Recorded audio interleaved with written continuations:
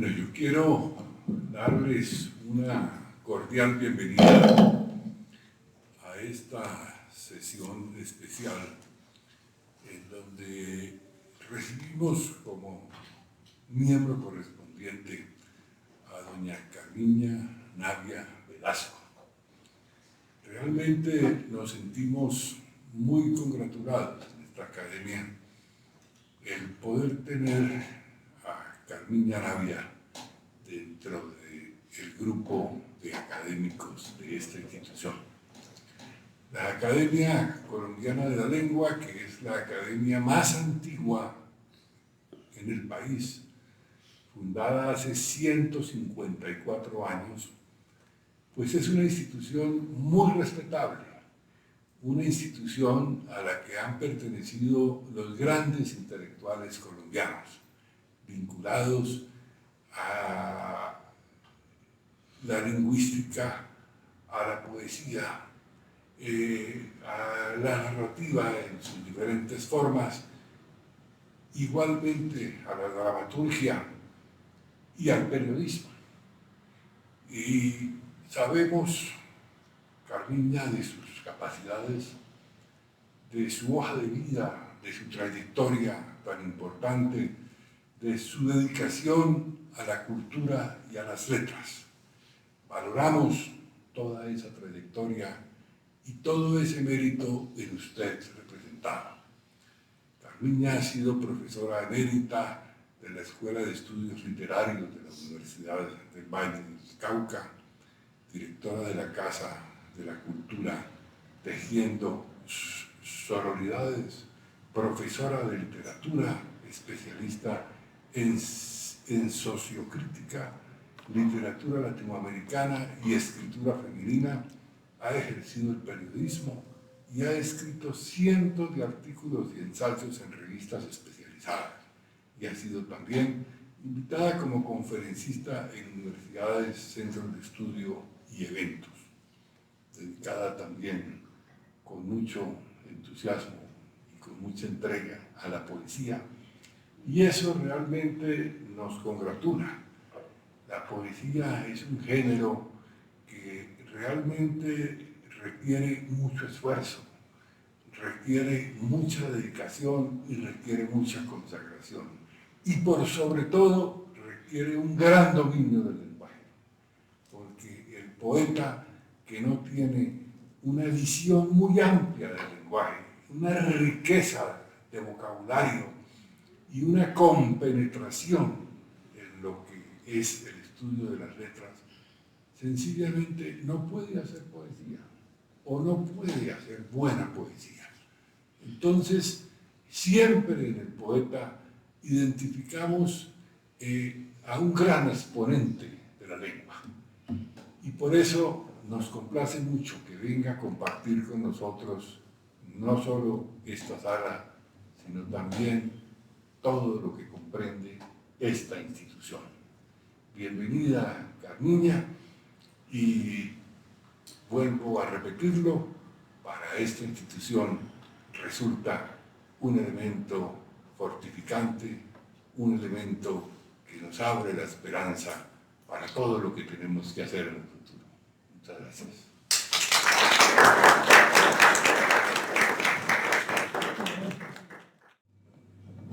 Buenos días, bienvenidas a todos y todos y muchas gracias por estar aquí esta mañana.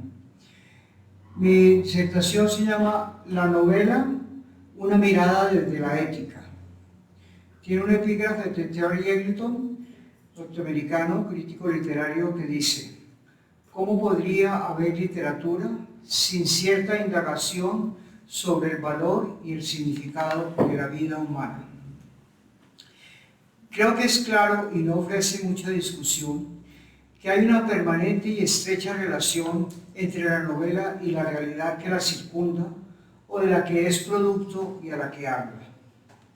Puede ser muy variada esta relación y enfocarse desde múltiples puntos de vista. Ya está afirmada y establecida por la mayoría de los críticos. La novela, desde su estatus prioritario de ficción, no nos habla de nada distinto a la vida personal y social de sus comunidades emisoras y lectoras, de sus opciones y sus valores. Los protagonistas novelescos son mujeres y hombres que se mueven en mundos similares al nuestro, y en ellos aman, sufren, padecen, actúan y permanentemente se encuentran frente a disyuntivas axiológicas. Estos mundos novelescos se sitúan ante el mundo real a la manera de espejos que interpelan o retan permanentemente a los lectores y lectoras. Nos invitan a comprenderlos, a aplaudirlos, condenarlos y también a cuestionarnos desde nosotros mismos. Alrededor de la inserción de las novelas en la realidad ha habido múltiples reflexiones y confrontaciones en el ámbito de la crítica literaria. Especialmente durante la segunda mitad del siglo XX, estas miradas se intensificaron.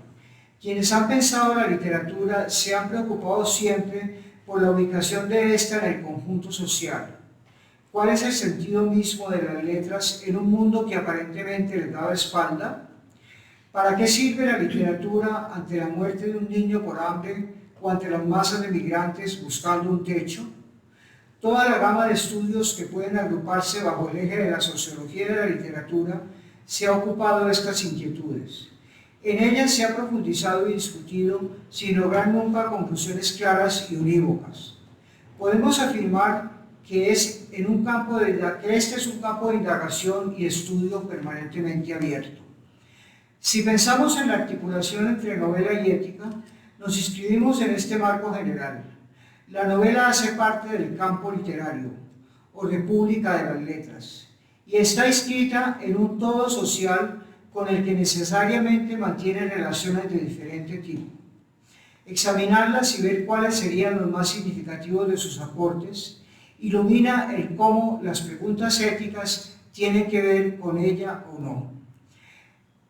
Una cita de un teórico sobre la realidad. Dice, tanto el lenguaje de la novela como lo expresado por el medio lingüístico están en función de la realidad empírica, las circunstancias, el tiempo y el lugar en que la novela fue escrita.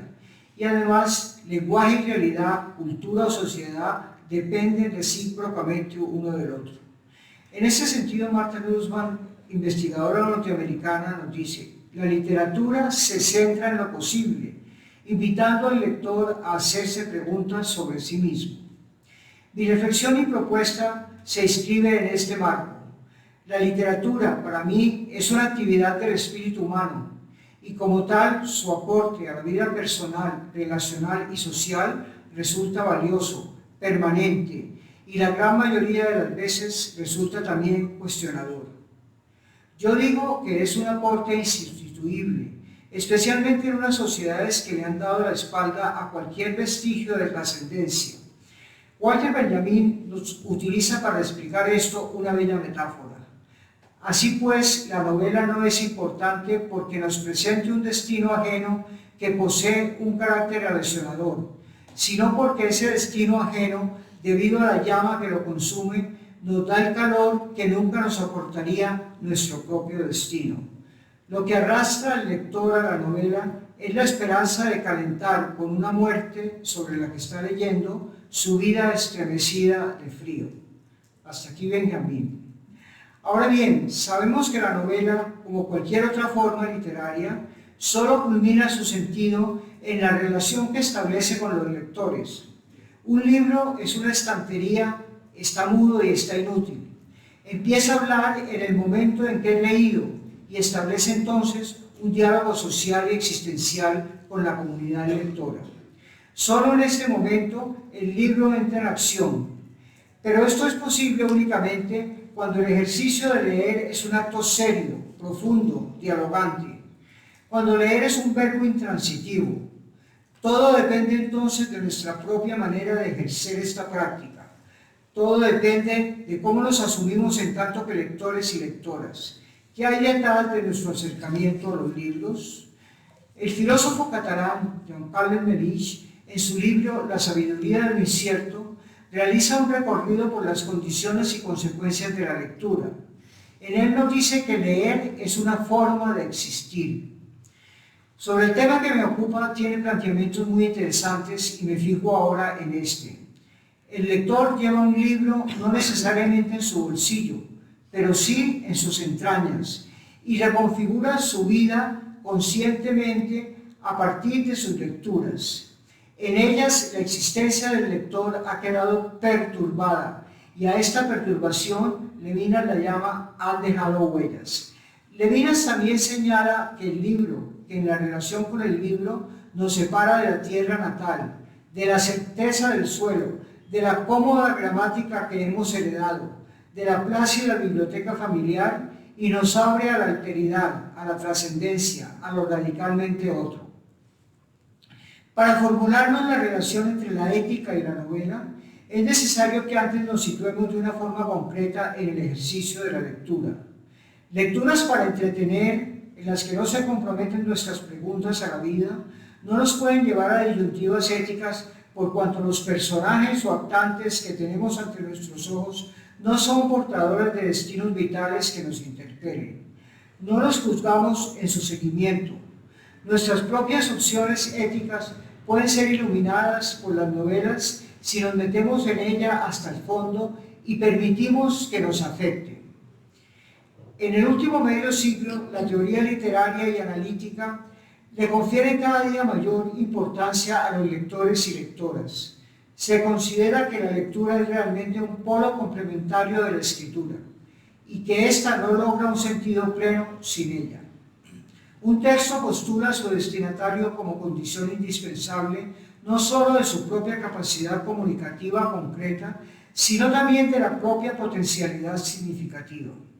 En otras palabras, un texto se emite para que alguien lo actualice, incluso cuando no se desea que ese alguien exista concreta y empíricamente. Novelas con munición, propuestas axiológicas. Para ponernos de acuerdo sobre qué es exactamente una novela, definiré unos rasgos mínimos que creo que les son esenciales, porque no nos alcanzarían las páginas para recoger las casi infinitas definiciones de la novela que se han ido dando a través de los años y los siglos. En la novela se crea un universo ficcional que se rige más o menos por las mismas reglas de lógica y de verosimilitud que reinan en nuestros universos que llamamos reales. Esto cuando no se trata de la denominada literatura fantástica. En ese universo posible tienen lugar aconteceres concretos protagonizados por personajes de la obra. En toda novela, él o la protagonista o los protagonistas buscan algo que desean. Para ello son apoyados por algunas circunstancias o personajes y se van a encontrar con otras circunstancias o personajes que les obstaculizan sus búsquedas. Esas indagaciones están sustentadas en pasiones de amor, odio, miedo, angustia, y son siempre búsquedas y persecución de la libertad, de la felicidad, del amor, de la realización personal, social o profesional. Generalmente la novela marca el tiempo y el espacio en el que estos aconteceres tienen lugar, porque esas coordenadas definen algunas veces los rumbos asumidos. En muchas ocasiones, especialmente en la novela moderna, estos itinerarios y aventuras son más interiores y aunque sean exteriores, el narrador sigue sobre todo las vivencias interiores de los actantes o personajes. La acción novelesca se desarrolla entonces en medio de una trama de opciones o disyuntivas que los héroes deben llevar a cabo. George Lucas, en su definición de género, plantea que el héroe novelesco, en contraposición al héroe épico, habita en un mundo degradado para realizar su aventura. Esta degradación es la que realmente nos permite el planteamiento ético.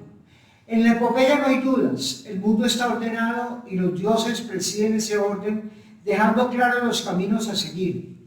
Hay un destino, no una elección. Y ese destino va a determinar que los héroes y heroínas se ajusten o no al orden o por el contrario lo desafíen. Los dioses y las reglas claras han sido expulsados del mundo novelesco y sus héroes o contrahéroes deben buscar a ciegas en medio de sus dudas.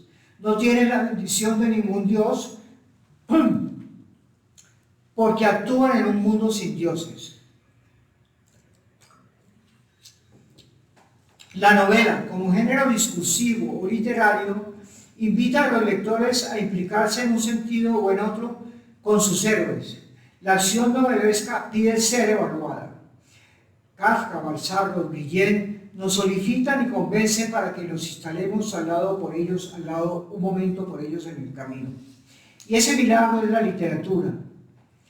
De ninguna manera podemos pensar que la literatura novelística quiere plantear ejemplos o sugerir conductas. Esto sería panfletario. Pero la trama y la dinámica de la acción nos llevan a preguntarnos siempre, a situarnos frente a acciones tomadas, porque precisamente la estética de la novela conlleva ese involucrar a quienes leemos y participamos de alguna manera en las aventuras narradas. La distancia objetiva no se compadece con las buenas obras literarias, sean narrativas, dramáticas o líricas.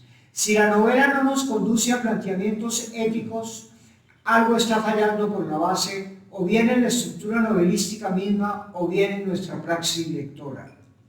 Retomamos entonces. Al iniciar una narración novelesca, nos encontramos con unos héroes que persiguen su objetivo del deseo, a la manera de Odiseo en su regreso a Ítaca. Estos héroes van a encontrar obstáculos. La propuesta novelesca se sintetiza con el rumbo definitivo y decisorio de estos personajes puedan tomar.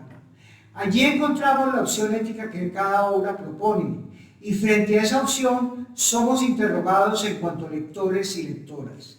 Nuestra propia axiología se opone entonces frente a cualquier otro interrogante. Veamos algunos ejemplos en la narrativa reciente colombiana.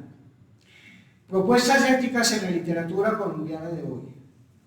Voy a proponer una somera y parcial lectura de 3 obras novelescas que en los últimos años en nuestro país han enfrentado de diversas maneras las coyunturas éticas. Un punto de partida es, ¿cómo retan a mi propia ética las lecturas de estas novelas? ¿Qué interrogantes me lanzan desde una lectura empática? ¿Cómo me hablan de la sociedad en la que nos movemos? En primer lugar, invito a releer esa gran obra que es Al otro lado del mar, de María Cristina Restrepo. Novela poco conocida porque su autora no es dada a las publicidades, pero que trabaja unos mundos semánticos muy importantes en el hoy de nuestro mundo. En esta narración nos enfrentamos a la preparación, llegada y desarrollo de la Segunda Guerra Mundial y algunas de sus consecuencias en Colombia. Tema no muy corriente en nuestras letras, pero muy significativo para nuestra reflexión. El mundo en el que nos encontramos es el de unos alemanes, algunos judíos, otros no, antes del ascenso del nazismo. Viven despreocupadamente en Cartagena y comparten sus días y su amistad. Con la llegada de Hitler al poder y la presencia de Eduardo Santos en Colombia, sus vidas se ven enfrentadas a caminos antes impensables para ellos. Para Estados Unidos y su satélite Colombia, todo alemán se vuelve sospechoso de espiar o intrigar al servicio del nuevo régimen. En Cartagena viven al margen de la vida política Albert Herpe y su esposa Honorine. Él gerencia el Banco Antioqueño Alemán, ella es bacterióloga y trabaja dirigiendo el laboratorio del principal hospital de la ciudad. Tienen una estrecha amistad con Dafna, antigua novia de Albert, y Daniel, su hermano, quienes son judíos alemanes y viven hace varios años en la costa atlántica. Pasan su vida despreocupadamente entre proyectos económicos y reuniones sociales que les ayudan a soportar mejor el calor tropical. Honorine queda embarazada y tiene una niña, Angélica. La novela muestra un paralelo, un mundo particular y cotidiano de este grupo y el mundo político en el que se cruzan 3 ejes, Alemania y Europa, Estados Unidos y Colombia. Estos universos, inicialmente muy lejanos, se van acercando de manera que se interferirán unos a otros. Albert y Honorine no comparten los planteamientos nazis y quieren permanecer en Colombia alejados de todo asomo de guerras. Sin embargo, él se ve obligado a aceptar un nombramiento de cónsul de su país en Cartagena. Y en eso, esto nos colocará indiscutiblemente del lado del gobierno alemán. En Colombia se viven acercamientos a Hitler a través de la figura y el pensamiento de Laureano Gómez y su periódico El Siglo. Esto mismo quizás despierta una especie de paranoia de infiltración del gobierno alemán en el país y cualquier oriundo de esta potencia debe ser expulsado. La desgracia cae sobre la familia y Daniel y Daphne se salvan por ser judíos. Después de muchos sinsabores, la familia de Albert y Honorine llega deportada a Alemania, en pleno auge del nazismo. Vemos entonces una de las claras confrontaciones éticas. Honorine, por su sensibilidad, su historia de vida y sus opciones, se preocupa de los dolores concretos de sus amigos, vecinos o conocidos. Es solidaria con ellos y se ocupa de su muerte. En contraste, su madre, Gudrun, partidaria del régimen, se preocupa fundamentalmente de la lealtad al Führer y de cuidar su propio destino exclusivamente. Lo entendemos en este planteamiento. Cita de la novela. Calla, ordenó Gudrun. Lo que ocurre con la vida de los vecinos no es de nuestra incumbencia, salvo que violen las disposiciones del Reich. Cada quien debe cumplirlas sin interferir en lo que no le compete. Te advierto, les advierto a todos, por si aún no lo saben, añadió en un susurro. El gobierno no ve con buenos ojos ciertas actitudes, ciertas simpatías. Hay temas intocables, nombres impronunciables. No quisiera someter a un interrogatorio en los sótanos de la Gestapo. Te lo aseguro, de ahora en adelante ocúpate solamente de tus asuntos. Hasta allí la cita de María Cristina Restrepo. La novela nos sitúa frente a la disyuntiva que tienen los ciudadanos del Reich. Insolidaridad absoluta, lo que conlleva la propia salvación, o solidaridad con los otros, y esto encierra un peligro de condena y de muerte. El punto de vista novelístico en la propuesta final es que el ámbito constituido por el nazismo es un ámbito de desgracia y de muerte, de insolidaridad total y de persecución en el que no hay posibilidades reales de vida. En este contexto, venir a Colombia, un país alejado de esas dinámicas, es la única y mejor salida posible. La permanencia de Daphne y Daniel en Bogotá es un espejo en el que lo confirma. Como lectores, ¿de qué lado de la disyuntiva planteada estamos? La obra no nos indica dónde o cómo situarnos, pero su desarrollo mismo es un desafío a nuestra ética e ideología. Quizás hoy resulte obvia la escogencia, pero en el mundo de esos años no lo era, porque factores como el miedo a la persecución y a las angustias económicas condicionaban cualquier movimiento en uno u en otro sentido. La autora capta espléndidamente la situación histórica y la transmite plasmada en su obra. La segunda novela en la que me detengo es igualmente un universo donde las opciones éticas nos gritan. Delirio, de Laura Restrepo, publicada por primera vez en el 2004. En ella, la autora nos presenta un mundo que dialoga con la Colombia de la última década del siglo pasado. Una sociedad convulsionada en la que el tráfico de drogas se ha instaurado a lo largo del país, prácticamente en todas las clases sociales.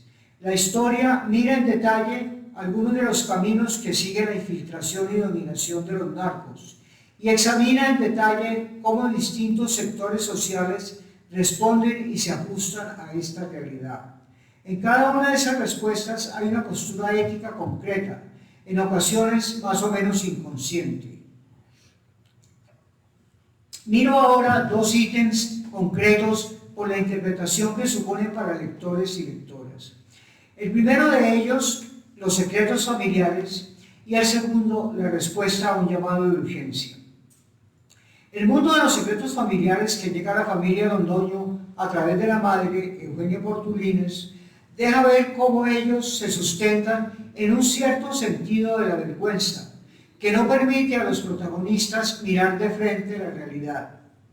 Por ocultar a los ojos del mundo hechos o realidades vergonzosas, se construye un espacio de mentiras que termina por atrapar en sus redes cualquier opción de vida y que impide en muy distintos niveles la construcción de relaciones socialmente sanas. En el caso de la familia de Agustina, la protagonista, el ocultamiento de los encuentros sexuales entre el padre y la tía Sophie impide la unidad familiar y termina por desestructurar totalmente a la familia. Esto acabará por precipitar el delirio de Agustina y su desajuste social desde la adolescencia. Agustina no acepta la doble moral de su madre, pero incapaz de enfrentarla, termina por acercarse periódicamente a la locura. Su no aceptación conlleva no una postura decidida de resistencia, sino la negación absoluta de la realidad. La propuesta novelística nos interroga sobre la raíz de estas prácticas de ocultamientos, que en distintas clases y grados permean muchas de nuestras prácticas sociales. Una teórica española nos dice: existen bastantes razones y suficientes ejemplos en la ficción como para considerar en modo favorable el papel de la literatura en el aprendizaje moral que hacen los agentes, así como su toma de conciencia social y política. Mientras que la filosofía busca una comprensión general de los hechos y de las acciones, la literatura presenta lo particular, los detalles en su aspecto concreto. Aunque sean detalles imaginados, la literatura muestra las posibilidades para vivir y para actuar en términos concretos. Somos interpelados entonces por los secretos y sus consecuencias en la medida en que tomemos partido por quienes los sustentan y perpetúan, o por el contrario, por aquellos más débiles que deciden romperlos. Lo que más me atrae de esta novela, en ese acercamiento, es la actuación del personaje que podemos considerar coprotagonistas. Las opciones centrales de Aguilar, el personaje, son en nuestras sociedades actuales todo un tratado de ética. Con este actante nos encontramos ante un amante fiel y protector, un padre ejemplar, un ciudadano honrado y trabajador. Este tipo de caracteres no está de moda en la literatura actual. Y sin embargo, en esta obra se trabaja y se nos entrega a un hombre bueno que organiza su vida en torno al amor, no al poder, dinero o placer, valores que imperan en nuestra sociedad. No estamos de ninguna manera frente a un personaje panfletario, ni siquiera estamos frente a un tipo literario en el sentido de Lucas. Estamos frente a un actor que tiene dudas, que más de una vez quiere abandonar los cuidados a su amante, que debe tomar decisiones.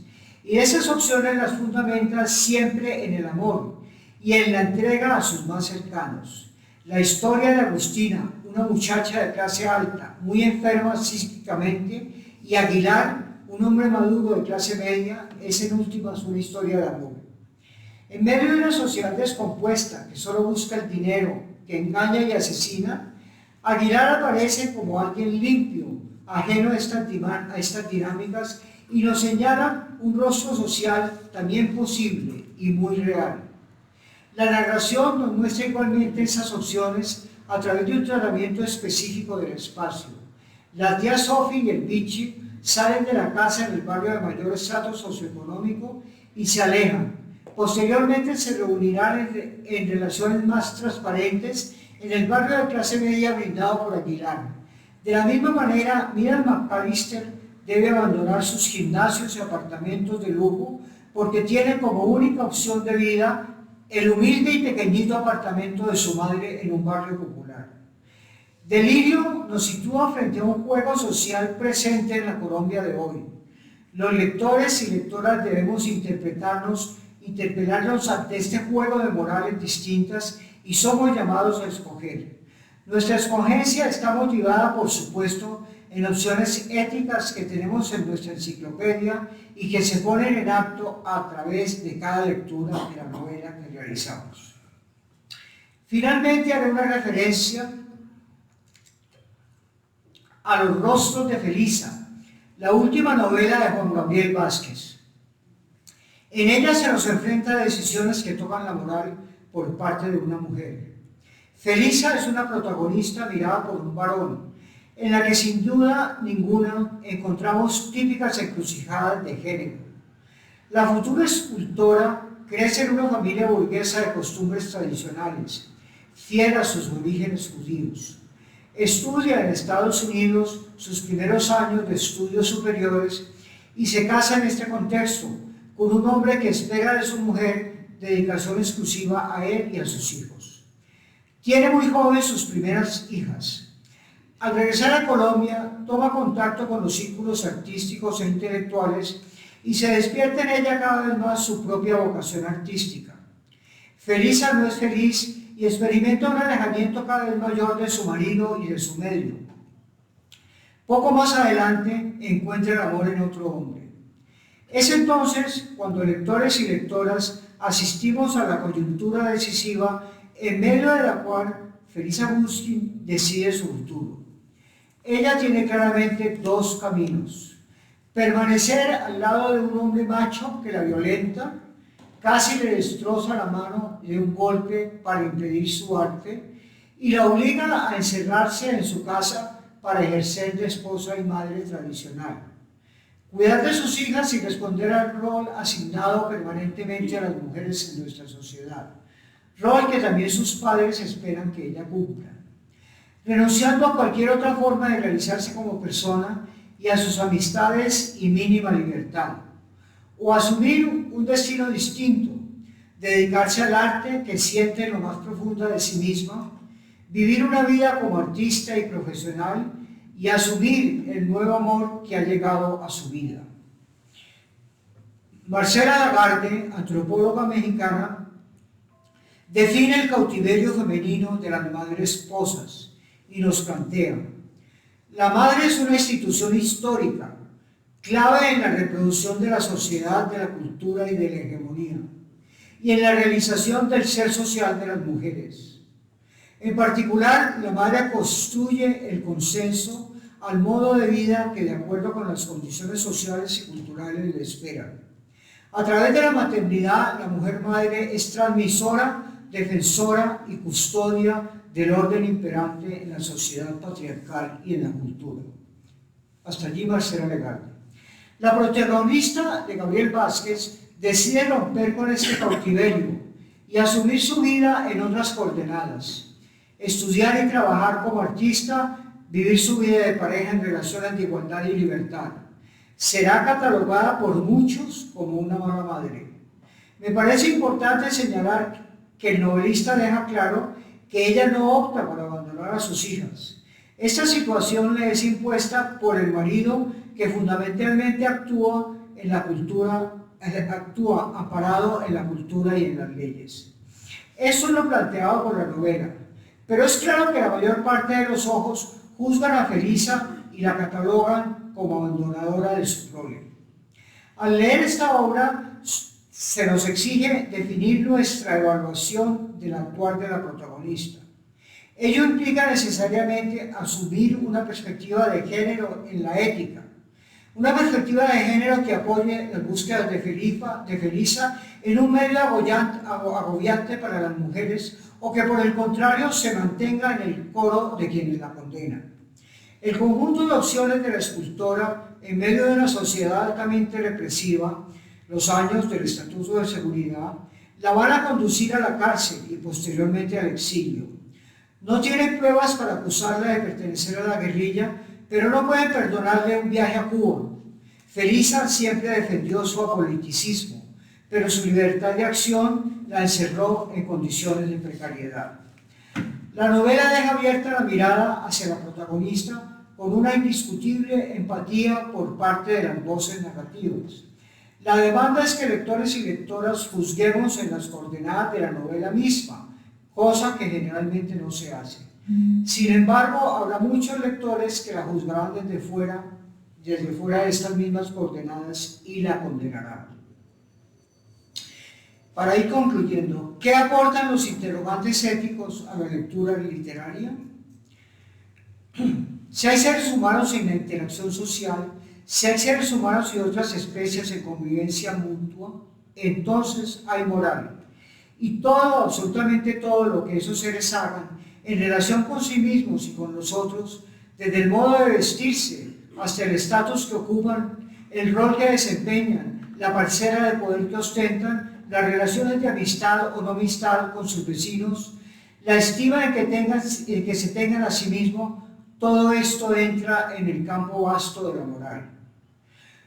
Como hemos visto, de todo esto se ocupa la novela. Estas dinámicas son las que nos presentan en sus universos posibles de ficción. Por ello, todos sus ámbitos son susceptibles de lecturas éticas que van a iluminar por dónde se mueven sus propuestas. Yo he disfrutado y disfruto mucho con los juegos formales que la novela realiza ante mis ojos. Combinaciones, experimentaciones, armazones y deconstrucciones. Pero indudablemente mi interés central se ubica en los planteamientos de fondo que el universo creado me proponga. Cuando yo actualizo los textos en juego cooperativo del que habla Eco, en su obra Lector y Fábula, el resultado al que llego habla a mi enciclopedia ideológica, cultural, ética, espiritual, y se ubica en ella desde la identificación o confrontación. No solo ello amplía mi horizonte y me lleva a descubrir nuevas posibilidades humanas. La literatura y el arte, en mundos radicalmente ateos que han expulsado de sí las referencias a cualquier forma de trascendencia, pueden convertirse en ámbitos que impiden que la vida se cierre sobre sí en absurdo y sin sentido total. Y en ese sentido van a continuar iluminando los paradigmas éticos. La novela es un camino privilegiado hacia la vida humana, tanto hacia los horizontes como hacia sus salidas. Una enumeración ligera nos da testimonio de ello. Ana Karenina, de Tolstoy, Los hermanos Karamazov, de Dostoyevsky, La caída, de Alberto Camus, Conversaciones en la catedral, de Vargas Llosa, Los recuerdos del porvenir, de Elena Garro, Oficia de tinieblas, de Rosario Castellanos. Y es allí donde una mirada desde la ética puede ampliar inmensamente las resonancias y huellas de nuestras lecturas. El mundo novelístico es un reto a mi propia sensibilidad. Intento vivir la vida de los otros y las otras. Desde la imaginación, el sentipensar humano se afecta mucho más que desde cualquier otro discurso racional.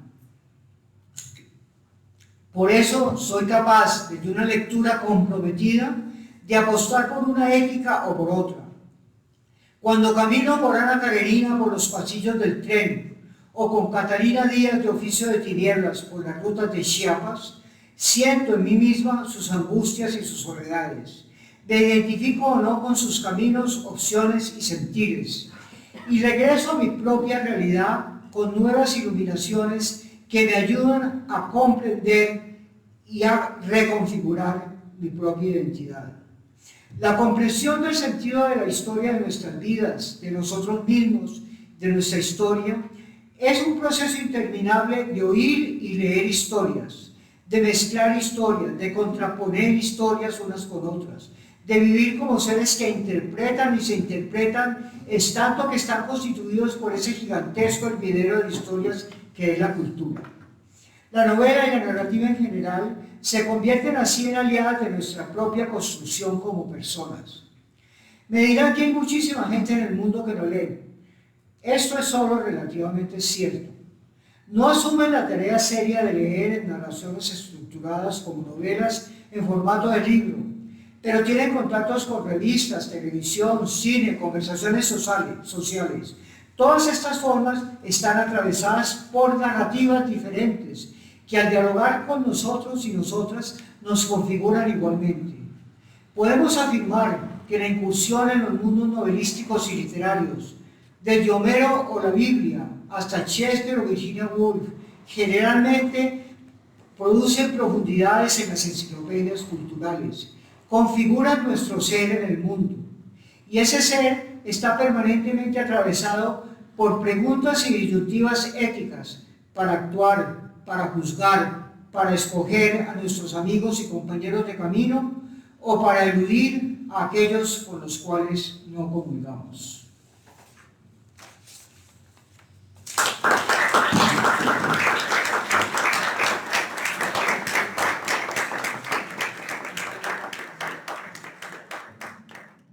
Comisariado para usted, para doña Carmiña, para los señores académicos honorarios y los colegas académicos de número y correspondientes, y para los distinguidos invitados. Me complace comentar algunos puntos planteados por Carmiña en su ensayo sobre la ética en la novela, presentar aspectos de su vida y de su obra y celebrar que se integre hoy como miembro correspondiente a esta academia.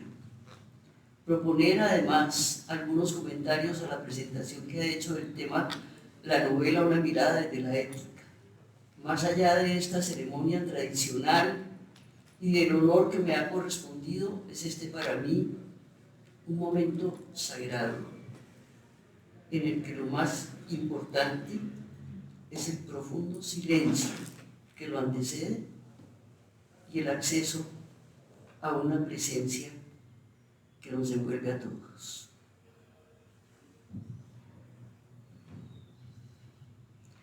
Carmiña, vallecaucana nacida en Cali, es profesora emérita de la Universidad del Valle.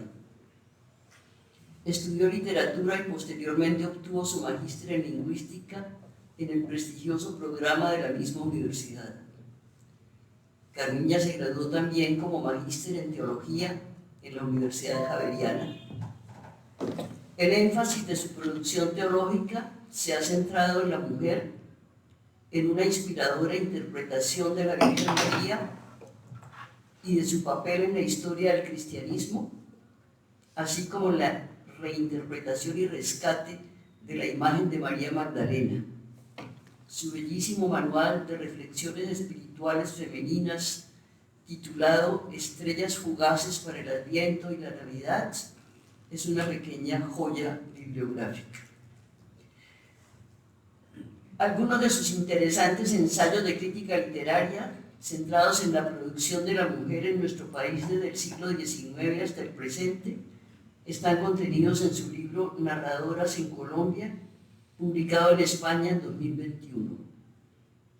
En ese volumen hay 2 capítulos dedicados a las autoras contemporáneas de su conferencia de hoy sobre la ética de la novela, Laura Restrepo y su universo literario, y María Cristina Restrepo, calificada como una de las grandes escritoras colombianas vivas. En cuanto a su poesía, que estará accesible en nuestra biblioteca, Carmiña Navia fue finalista en el prestigioso concurso literario Fernando de Rielo con su poema Orlando y recibió en 2024 el Premio Internacional de Literatura Virginia Woolf, creado en España por la editorial Pigmalión. Su poesía es en gran parte y en distintos ciclos de auténtica inspiración mística, de continuado diálogo con la luz, con la naturaleza, transparente y auténtica, de nostalgia también de los paisajes urbanos de su infancia. En algunos de sus poemas se siente una hermandad con la depurada poesía de San Juan de la Cruz, y me trae también ecos del simbolismo francés que tuvo su herencia en España en la generación del 27. Por otra parte, hay también un periodo de una constante y fuerte denuncia de la injusticia, de reivindicación social, de expresión de su dolor ante la desigualdad y la miseria, de expresión además de las angustias y perplejidades interiores, de asumir como si fuera propia toda la discriminación que sufre la mujer, tal como se puede sentir en su bello poema La mujer en mi cuerpo. Su escritura tiene la cualidad de la sobriedad y de un manejo austero y armonioso de la forma. Celebremos entonces el tener entre nosotros a una mujer poeta, crítica literaria, lingüista y por primera vez en la historia de la academia, tal vez de todas las academias de la lengua española, a una mujer monja, teóloga y feminista. Vive en un barrio popular de Cali y es directora y cofundadora de la Casa Cultural Tejiendo Sororidades, que desarrolla programas de ayuda a la comunidad, especialmente de las mujeres, desde hace 38 años. Con su ingreso a la academia damos además un paso más en la ampliación de la participación de la provincia colombiana en esta centenaria institución, de la que fueron miembros correspondientes algunos ilustres vallecaucanos.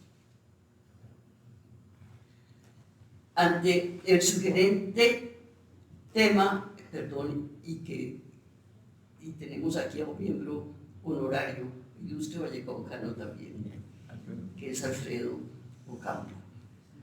Ante el sugerente tema planteado por Carmiña de las miradas a la novela desde la ética, del papel innegable que esa lectura ejerce en la propia vida, del hecho de que el factor ético que tiene efectos insospechados actúe sobre el lector desde ese mundo cerrado y construido por el autor.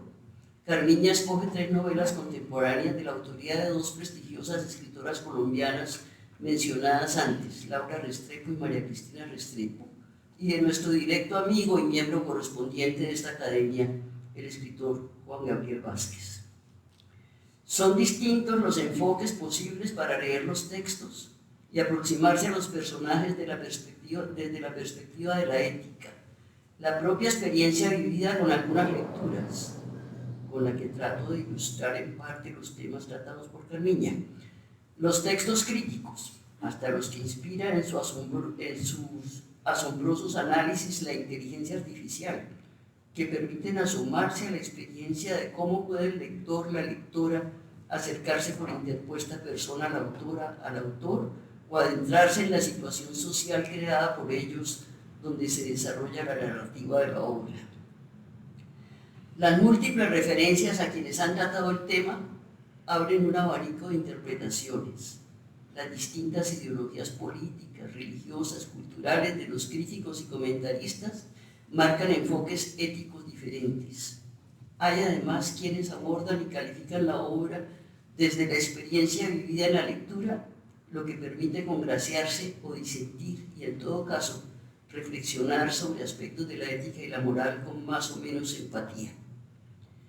Quien lee la obra por placer comparte de manera vivencial la experiencia de los personajes ficticios creados por quien escribe, se identifica con ellos o se distancia y los juzga según el cristal internalizado con el que lee. Allí entran en juego las emociones, la conciencia que hacen los lectores de las suyas propias y de su papel en la toma de decisiones. Esto a diferencia de la distancia intelectual que asumiría un tratado puramente académico. Desde el lado de la escritora, del escritor, la obra puede ser un espejo de su propia ética, de su propia ideología y experiencia vivida o de las normas éticas de su contexto social. Este fascinante tema, que también se extiende a la obra teatral y podría incluir dentro de las prácticas culturales, me atrevo a decirlo, aún las mini narrativas de canciones populares, de poesías narrativas, como el que Serge de Núñez, de ciertos poemas de León de Greiff, Cambio mi vida, juego mi vida, o de Porfirio Barbajakov, como la canción de la vida profunda, para citar solo algunos ejemplos clásicos que ejercieron tanta influencia sobre sus lectores. Este tema, reitero, hace resonar en quien estas líneas escribe viejas historias que, miradas desde la perspectiva de los años, adquieren nuevas significaciones. Siguiendo algunos hilos de los dilemas éticos planteados en el ensayo de Carmiña y sin adentrarme en lo teórico sino en la experiencia vivida, vuelven imágenes de los sabios maestros de filosofía, historia y literatura de ese colegio, el Liceo Benalcázar de Cali, que marcó un hito en la historia de la educación de la mujer en Colombia. Buceamos en recuerdos y vivencias de la adolescencia y juventud, en los conflictos éticos experimentados desde los relatos literarios, y vemos cómo esos relatos y esos conflictos abrieron perspectivas que podemos revisitar en el recuerdo y de que seguro actúan en alguna zona de la conciencia. Desde las lecturas de Virgilio, de Cicerón, de Calderón de la Barca, de Cervantes, de Unamuno y Ortega y Gasset. También en el contexto de nuestra propia literatura, desde el análisis de María de Jorge Isaacs, que a propósito trata Carmiña en uno de sus ensayos a partir de la visión de la esclava, o las disyuntivas éticas presentes en la vorágine de Rivera. Abrieron estos maestros la curiosidad por los mitos antiguos desde las tragedias de Homero y Eurípides. Leímos e interpretamos con lente no solo estética, sino ética, las tragedias de Medea y Clitemnestra, el sacrificio de Ifigenia. Y aunque los sabios profesores no tuvieran la mirada del feminismo contemporáneo, fue para nosotras evidente que estos personajes desafiaban la imagen de dependencia, la visión de la mujer que sufre y es victimizada, porque no solo se trataba allí de su sufrimiento, de su victimización, sino de sus actos de rebeldía que las convirtieron, según el mito, en causantes de exterminio. como en el caso de la trágica destrucción de la figura materna en Medea, de la madre y esposa en Clitemnestra, que rompe el molde de la mujer obediente, doliente y fiel. Sin embargo, este tipo de violencia monstruosa, de arquetipo de la resistencia femenina y de denuncia del poder en el contexto del dolor materno y en el de la traición del compañero héroe, no construyó a lo largo de los siglos un nuevo orden en relación con la opresión, con el patriarcado y con el poder sin ética. El feminismo contemporáneo que deconstruye la visión de género retoma estos casos clásicos y trágicos de rebelión y en su mejor versión reflexiona y propone soluciones a la violencia distintas a la sumisión. Otro ejemplo que nos marcó esta vez en la historia de la literatura inglesa fue la figura creada por Charlotte Brontë en su novela Jane Eyre.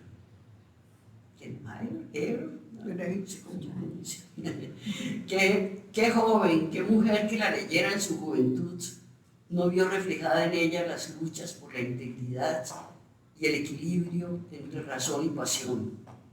Jane es una heroína ética ejemplar, torturada por su pasión al mismo tiempo que opta por la fidelidad a sus principios. Y es paradigmático como tema ético de la literatura rusa el caso de Crimen y Castigo.